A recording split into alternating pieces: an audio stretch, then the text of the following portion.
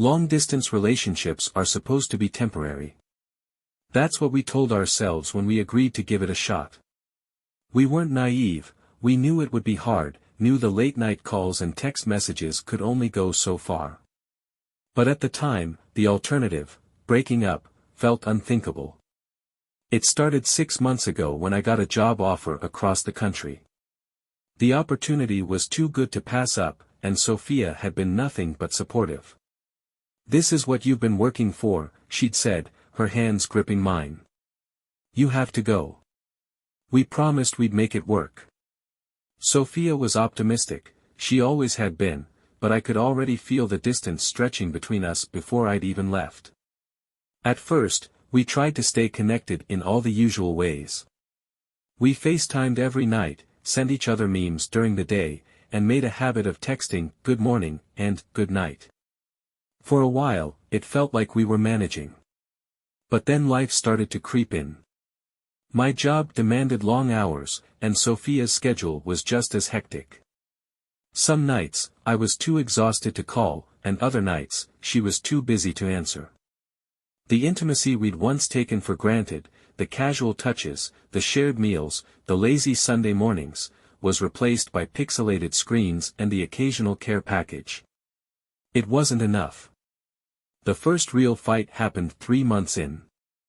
I'd missed a call because of a last-minute meeting, and by the time I finally called her back, Sophia was already upset. "I feel like I'm the only one trying," she said, her voice cracking. "You're always too busy, and I'm starting to wonder if you even care." "Of course I care," I said, though I knew my defense sounded weak. Work has been insane lately. You know that." "Yeah, I do," she said bitterly. "And it's always going to be insane, isn't it?" I didn't know what to say to that. After that fight, we both realized something needed to change.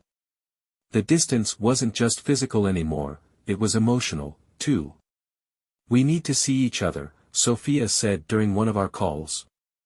"Even if it's just for a weekend. I need to know if this is worth fighting for." Her words stung, but I couldn't deny she was right. "Okay," I said. "Let's plan it." We settled on a weekend in her city, neutral ground where we could focus on just being together. As the date approached, I felt a mix of excitement and dread. What if the weekend only made things worse? When I stepped off the plane, Sophia was waiting for me at the gate. She looked just like I remembered, her dark hair pulled into a loose ponytail, her smile as warm as ever. "Hey," she said, wrapping her arms around me. "Hey," I replied, holding her tightly.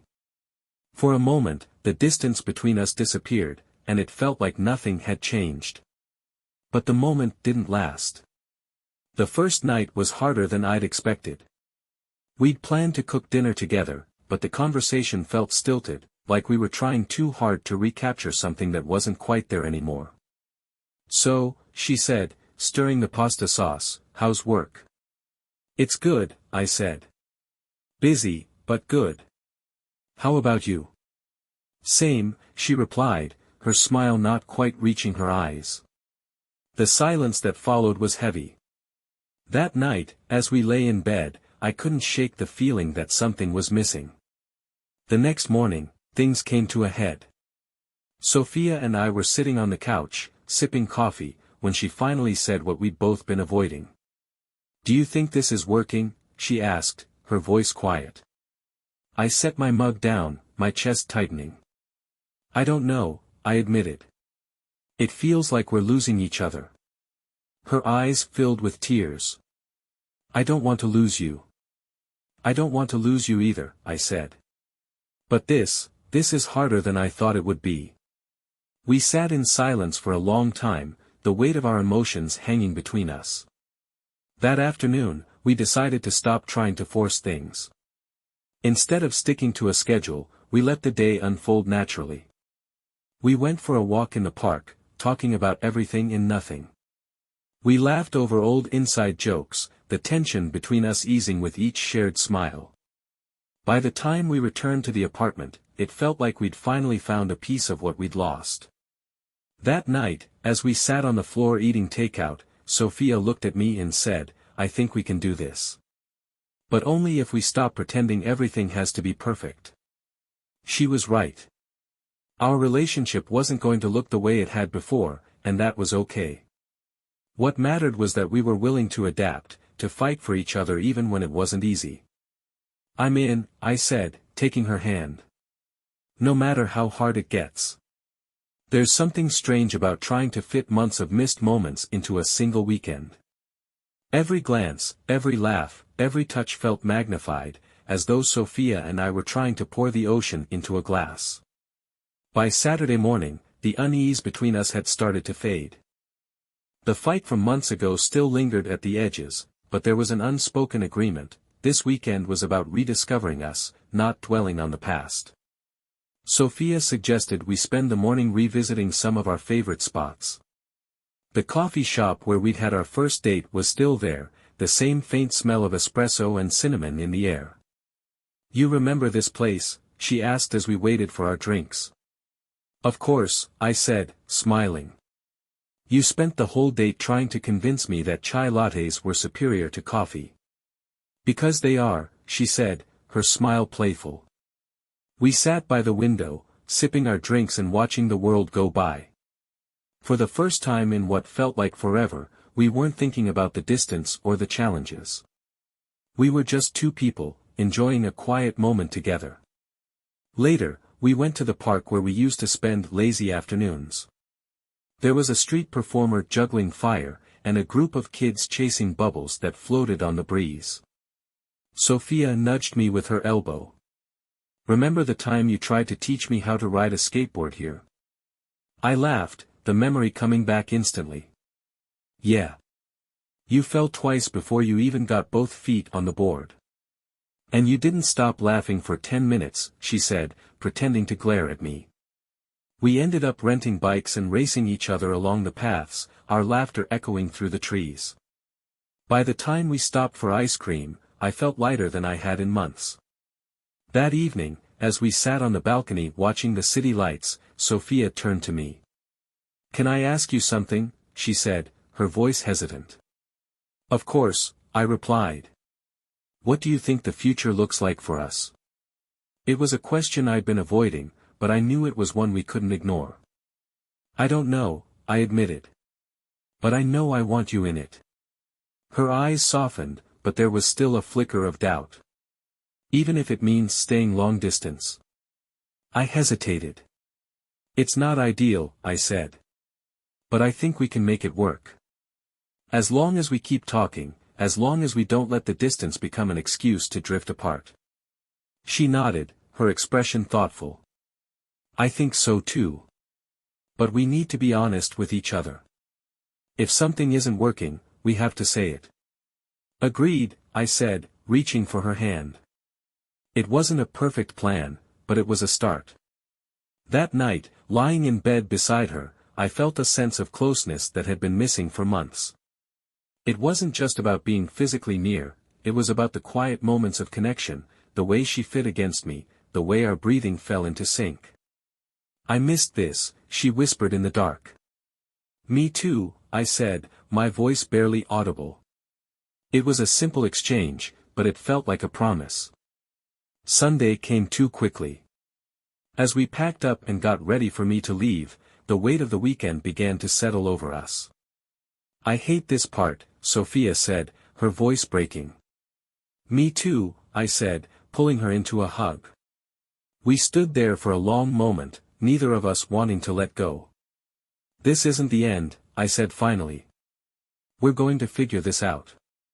She nodded, wiping a tear from her cheek. "We will."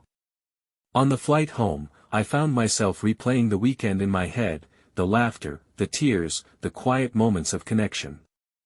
Sophia and I weren't perfect, but we were committed. And that was enough for me. When I landed, I sent her a text. "Just landed. I miss you already." Her reply came almost instantly. "I miss you too. Let's plan the next visit soon." And for the first time in months, I felt like we were on solid ground. The first few weeks after my weekend with Sophia felt like a breath of fresh air. For the first time in months, I didn't dread the distance between us.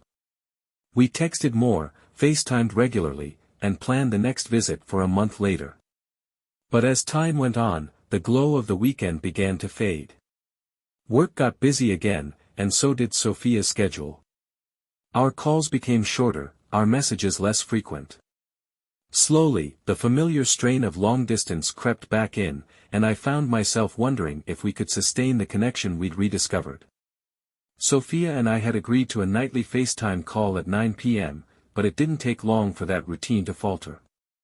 Some nights, I was stuck on a work call. Other nights, she had plans with friends. One evening, I texted her at 9:30, letting her know I was finally free. "Sorry, babe. Can't talk tonight," she replied. "Super tired, long day." I stared at my phone, feeling a pang of disappointment. I knew she wasn't blowing me off, but the distance made even small letdowns feel bigger than they were. The doubt started small, like whispers in the back of my mind. Were we still putting in enough effort? Was Sophia as committed as I was? Was I imagining the growing distance between us? I didn't voice these thoughts to her, partly because I didn't want to add to her stress, but mostly because I didn't want to admit how much they scared me. Instead, I threw myself into work, hoping that staying busy would quiet my doubts. It didn't. One Friday night, as we finally settled in for a FaceTime call, Sophia seemed distracted. She was scrolling through her phone while we talked, only half listening to what I was saying. "Everything okay?" I asked, trying to keep my tone light. "Yeah," she said, not looking up. "You sure? You seem distracted." She sighed, setting her phone down. "Sorry. It's just been a long week." I nodded, though I couldn't shake the nagging feeling that something was off. A few days later, Sophia called me in the middle of the afternoon. "Hey," she said, her voice unusually serious. "We need to talk." My heart sank. "What's going on?" She hesitated, then said, "I feel like we're slipping again. Like we're falling back into the same patterns that almost broke us before." I didn't know what to say. She was right, but hearing her voice it out loud made the fear real. "I've been feeling it too," I admitted. "I just didn't know how to bring it up." "We have to figure this out," she said. "I don't want to lose you, but we can't keep pretending everything's fine when it's not." Her words hit me hard, but they also gave me a sense of clarity. We couldn't keep skating around the issues. We had to face them, together. After that conversation, Sophia and I both made an effort to prioritize each other again. We set aside time for regular calls, even if they were short. We started sharing more about our daily lives, little things like what we ate for lunch or a funny thing a coworker said. It wasn't the same as being together, but it was a reminder that we were still a part of each other's lives, even from a distance. One night, Sophia surprised me by suggesting we watch a movie together over FaceTime. "I know it's not the same as sitting next to each other," she said, "but it's better than nothing." I agreed, and we spent the next 2 hours watching a rom-com, pausing occasionally to comment on the plot or laugh at a particularly ridiculous scene. It wasn't perfect, but it felt good, like we were finding ways to bridge the distance in small but meaningful ways. Despite our progress, there were still moments of frustration. One night, after a long day at work, I called Sophia only to find that she was out with friends. "I'll call you back later," she said over the noise of the bar. "Don't worry about it," I said, trying to keep the irritation out of my voice. But later, as I lay in bed alone, the doubts crept back in. Was she pulling away? Or was I just overthinking everything? The next morning, Sophia called me first thing. "Hey," she said, her voice soft. "I'm sorry about last night. I should have made more time for you." "It's okay," I said, though I didn't entirely mean it. "No, it's not," she insisted. "I don't want you to feel like I'm not prioritizing us." I'm trying, Jake. I really am. Her honesty disarmed me, and I realized I hadn't been entirely fair to her. Long distance was hard on both of us, and we were both doing the best we could. By the end of the month, we'd settled into a rhythm that felt sustainable. We weren't perfect, but we were learning how to navigate the challenges of distance without losing what mattered most, each other. We started talking about our next visit, brainstorming ideas for what we'd do and where we'd go. Do you think we'll ever get used to this? Sophia asked during one of our calls. I hope not, I said, smiling. Because if we do, it means we've stopped caring. She laughed, and for the first time in a while, I felt like we were going to be okay. By the time our next visit rolled around, I was counting the days. The months apart had been both long and short, an endless cycle of longing and fleeting moments of connection. Sophia and I had worked hard to stay close, but there was only so much that texts and video calls could do. This time, I would visit her. Sophia had spent weeks planning the weekend, texting me pictures of the cute Airbnb she'd rented and asking me what I wanted to do. I just want to see you, I told her. Anything else is extra. When I stepped off the train and saw her waiting for me, it felt like a weight had been lifted. She was wearing the same yellow jacket I'd always loved, her smile brighter than I remembered. Hey, she said, her voice full of warmth as she hugged me tightly. Hey, I replied, holding her close. For a moment, the world fell away, and it was just us. We spent the ride to the Airbnb catching up on everything and nothing. The city buzzed around us, but all I could focus on was her laugh, her gestures, the way she glanced at me like she couldn't believe I was really there. The Airbnb was small but cozy, with a fireplace and a balcony that overlooked the city. Sophia had stocked the kitchen with snacks she knew I loved and set up a playlist of our favorite songs. Okay, I went a little overboard, she admitted, laughing as I took it all in. It's perfect, I said, meaning it. That night, we cooked dinner together, something we hadn't done since the last time we were in the same city. It was messy and chaotic, we burned the garlic bread and dropped half a pepper on the floor, but it felt good. By the time we sat down to eat, we were both laughing so hard we could barely breathe. After dinner, we curled up on the couch with a bottle of wine. The conversation turned serious, the way it always did when we had time to really talk. Do you think we're getting better at this? Sophia asked, her voice hesitant. I think so, I said. But it's still hard. She nodded, swirling her wine in her glass. I keep wondering, is this enough? Can we keep doing this, or do we need to figure out a way to be together in the same place? The question hung in the air, heavy and unavoidable. I've been thinking about that too, I admitted. I don't know what the answer is yet, but I know I don't want to lose you. I don't want to lose you either, she said, her eyes glistening. We didn't resolve anything that night, but it felt good to say the words out loud. The next day, we spent hours wandering the city.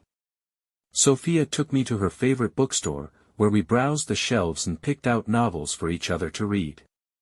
Afterward, we grabbed coffee at a little cafe tucked away in an alley. As we sat by the window, watching people pass by, Sophia reached for my hand. Thank you for coming, she said softly. Thank you for making it worth the trip, I replied, squeezing her hand. That evening, Sophia surprised me with tickets to a rooftop event, a small gathering with live music and string lights twinkling overhead. As the band played, we stood together under the stars, swaying to the music. It felt like something out of a movie, and for the first time in months, I wasn't thinking about the distance or the challenges. I was just happy to be with her. But weekends end, and soon it was time for me to leave.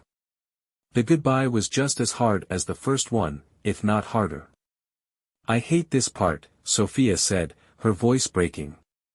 Me too, I said, holding her tightly. But we'll see each other soon. Promise? Promise, I said, even though I knew how long the wait would feel. On the train ride home, I found myself thinking about what Sophia had said. Was this enough? Could we keep doing this indefinitely, or did we need to start thinking about the long term? By the time I got home, I knew one thing for sure: I was willing to do whatever it took to make this work. When I called her that night, she answered on the first ring. "Hey," she said, her voice warm and familiar. "Hey," I replied. "I was thinking, maybe we should talk about what comes next." Her pause was brief, but I could hear the hope in her voice when she said, "I'd like that." The question of the future loomed larger after that weekend. It was no longer something Sophia and I could push aside or shrug off. The visits were wonderful, but they came with an expiration date, a ticking clock that forced us to say goodbye when all we wanted was more time. For the first few days after I returned home, we avoided the topic. We slipped back into our routine of calls and texts, neither of us ready to risk disrupting the fragile balance we'd rebuilt. But the question lingered, unspoken, until it became impossible to ignore. One night, after another long day at work, I called Sophia. "We need to talk," I said, my voice steady but cautious. Her pause was brief. "I know." I took a deep breath. "I love you, Sophia. I love what we have, and I don't want to lose it. But I also don't know if we can keep doing this forever." "I've been thinking the same thing," she admitted. "I hate the distance, Jake. I hate that we only get to see each other once every few months. But, what's the alternative?" It was the question I'd been dreading. "I don't know," I said honestly. "But I think we need to start figuring it out." Over the next few weeks, Sophia and I began to discuss what a future together might look like. "Would you ever consider moving here?" she asked during one of our calls. "Maybe," I said, though the idea felt daunting.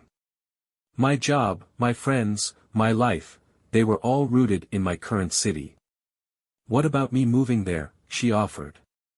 "That's a big ask," I said. "Your career is here, your friends." We both fell silent, the enormity of the decision sinking in. Neither of us wanted to admit how difficult it would be to uproot our lives. The idea of leaving everything behind felt overwhelming, but the thought of losing each other felt worse. One night, as we talked about our options, Sophia said something that stuck with me. "Maybe it's not about who moves where," she said. "Maybe it's about finding a way to meet in the middle." Our next visit felt different. Instead of focusing on recreating the magic of our past weekends, we spent the time having serious conversations about what we wanted and what we were willing to sacrifice. We visited neighborhoods in her city and mine, talked about what our lives might look like if we chose to start fresh somewhere new. It wasn't easy. There were moments of tension, moments when the reality of our situation felt too big to overcome. But there were also moments of hope, moments when we remembered why we were fighting for this in the first place. By the end of the weekend, we'd come up with a tentative plan. "I'll start looking for jobs in your city," I said. "But I need you to know it might take some time." "And I'll do the same for yours," Sophia replied. "If one of us finds the right opportunity, we'll make the move. Together." It wasn't perfect, but it was a step in the right direction. As we said goodbye at the train station, Sophia hugged me tightly. "Thank you," she said, her voice muffled against my shoulder. "For what?" "For being willing to try," she said, pulling back to look at me. I smiled. "We're worth it." The weeks that followed were filled with a new sense of purpose. Sophia and I both started exploring opportunities, sending each other links to job postings and researching potential neighborhoods. The distance was still there, but it felt less daunting now that we had a plan. One night, as we FaceTimed, Sophia said something that made me pause. "I feel like we're finally moving forward," she said, her smile soft but genuine. "Me too," I replied. "And I can't wait to see what's next." There's a strange mix of fear and excitement that comes with making a big decision. For months, Sophia and I had been navigating the uncertainty of our long-distance relationship. Now, with a plan in place, that uncertainty was finally giving way to something tangible, a future we could build together. But knowing what we wanted didn't make the process easy. Moving was a gamble, and as we worked to bring our plan to life, I began to realize just how much was at stake. Sophia found a job in my city first, a position that wasn't quite perfect but offered enough potential to make the move worthwhile. "I think this is it," she said one evening as we FaceTimed. "It's not my dream job, but it's a start." "Are you sure?" I asked, my chest tight with a mix of relief and guilt. "I'm sure," she said, her smile steady. "It's not just about the job, Jake. It's about us."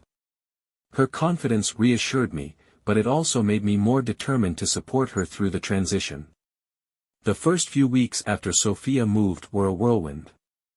We found a small apartment together, a modest place with a tiny kitchen and a balcony that overlooked a busy street. It wasn't much, but it was ours. Living together was an adjustment. After months of existing in separate spaces, we suddenly had to navigate the quirks and routines we'd never experienced before. Sophia liked to leave the windows open at night, even when it was freezing. I had a habit of leaving half-empty coffee mugs around the apartment. Little things that didn't seem like a big deal but occasionally sparked small arguments. "You're lucky I love you," she teased one morning as she closed yet another window. "I could say the same to you," I replied, gesturing to the growing collection of throw pillows she'd added to the couch. We were still learning how to share a life, but the effort felt worth it. One of the most surprising parts of living together was rediscovering the intimacy we'd lost during our time apart. It wasn't just about physical closeness, though that was part of it.